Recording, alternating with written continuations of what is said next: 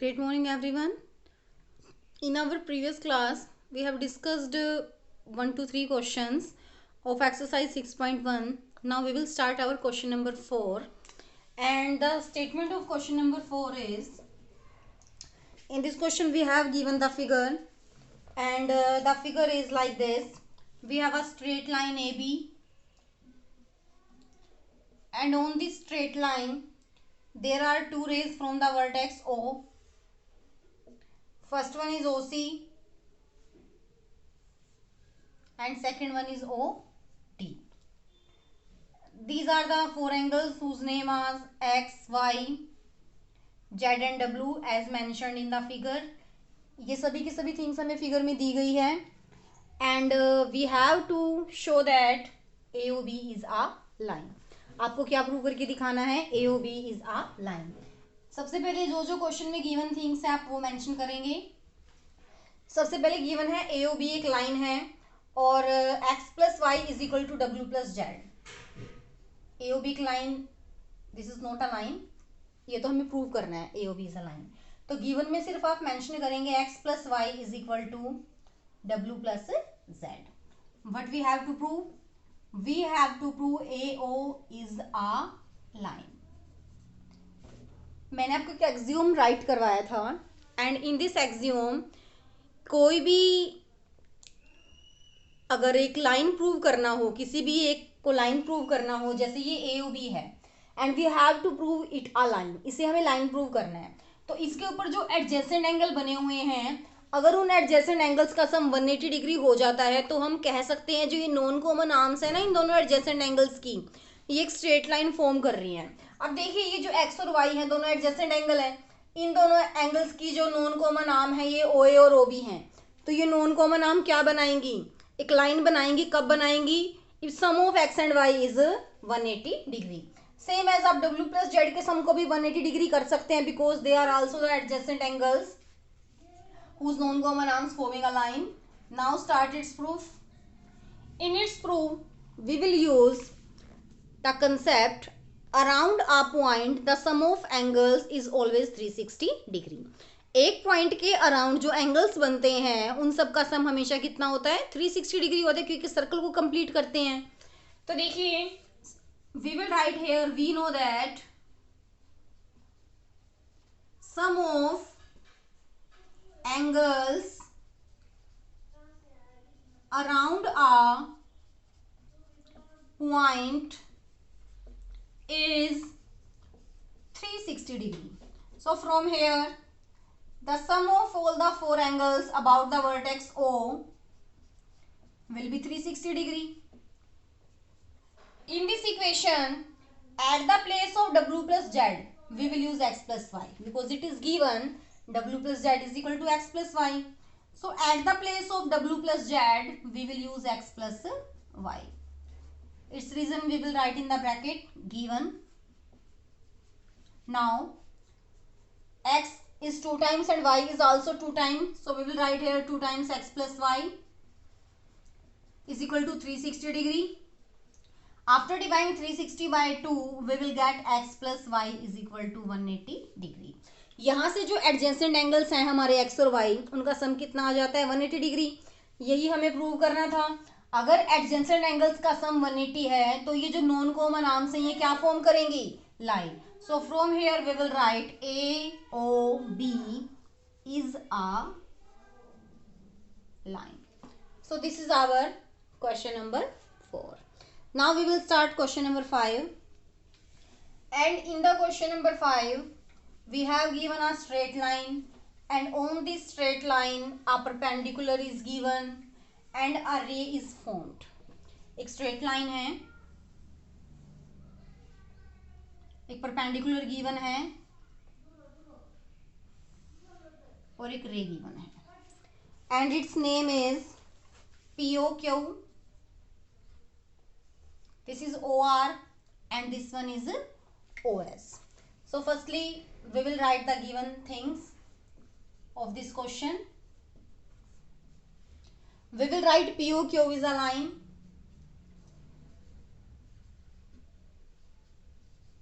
Then OR is perpendicular on PQ।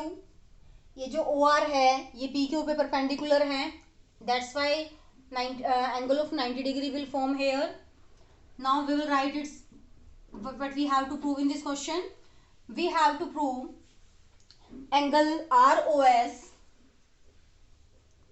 is equal to 1/2 angle QOS minus POS। ये हमें prove करना है। तो prove this equation, firstly we will take our angle QOS। आप कौन सा एंगल लेंगे? QOS। So I will write here QOS। अब देखिए जो QOS है, ये जो एंगल है ये हमारे दो एंगल्स के मिलने से बनता है। First one is our right angle QOR and second one is the angle this one ROS. So I can write at the place of QOS angle QOR plus angle ROS, and we know that the measurement of QOR, ये जो QOR है ये कितने degree का है? 90 degree का है। तो आप QOR को किससे रिप्लेस करेंगे? 90 डिग्री से, and other two angles will be same on both sides. We will take it as equation number 1. Same as we will form one more equation with the help of angle POS. We will write here also angle POS. अब देखिए in the figure where is angle POS? This is angle POS. ये हमारा POS angle है। अब इस angle को हम कैसे राइट करेंगे? When we subtract this one from this one, अगर हम इस एंगल को इस 90 डिग्री के एंगल में से सब्ट्रैक्ट करते हैं तो हमारे पास क्या आ जाएगा? Angle POS। So I will write here angle POR minus angle SOR या ROS राइट कर दीजिए आप इसे। POR हमारा है 90 डिग्री का, other two angles will be same on both side. We will take it as equation number 2. Now we will subtract equation 2 from first. आप क्या करेंगे? सेकेंड इक्वेशन के रिजल्ट को फर्स्ट में से सब्ट्रैक्ट करेंगे। So we will write here subtract second from first। तो first equation की लेफ्ट हैंड साइड है QOS और सेकेंड इक्वेशन की लेफ्ट हैंड साइड है POS। तो हम इन दोनों का आपस में सब्ट्रैक्ट करेंगे। QOS minus angle POS, same as in the right hand side. The equation number 1 is 90 degree plus angle ROS, and we have to subtract this side, that is 90 degree minus ROS.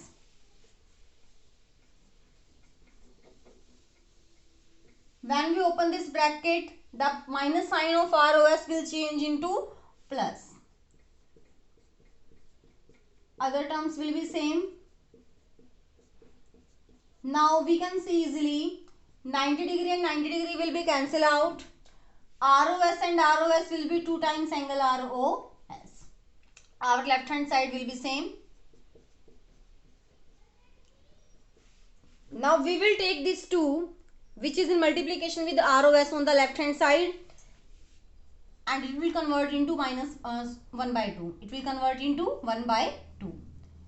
QOS minus POS is equal to ROS, and this is our required result. यही हमें prove करना था। देखिए angle ROS is equal to half of angle QOS minus POS. So in this way we will do our question number 5. Now come on the last question, that is question number 6.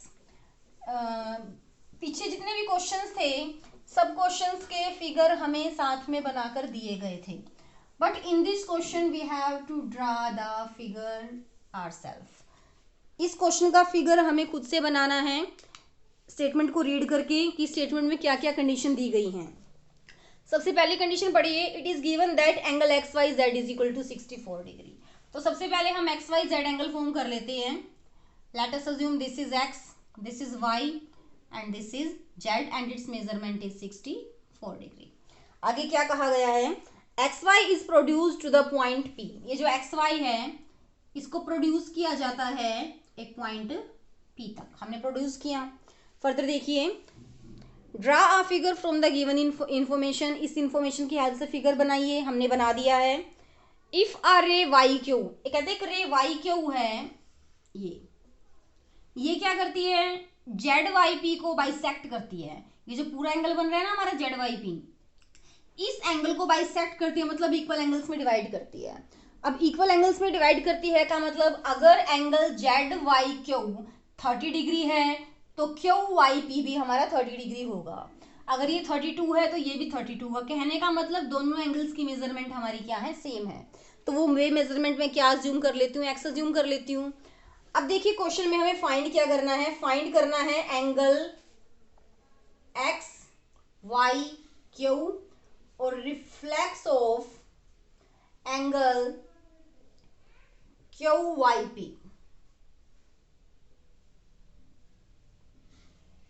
ये दो things हमें question number 6 में find करनी है। ठीक है, जो जो गिवन थिंग्स थी मैंने वो राइट कर दी हैं।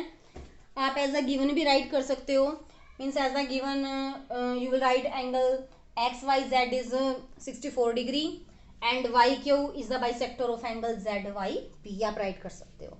Now start it solution.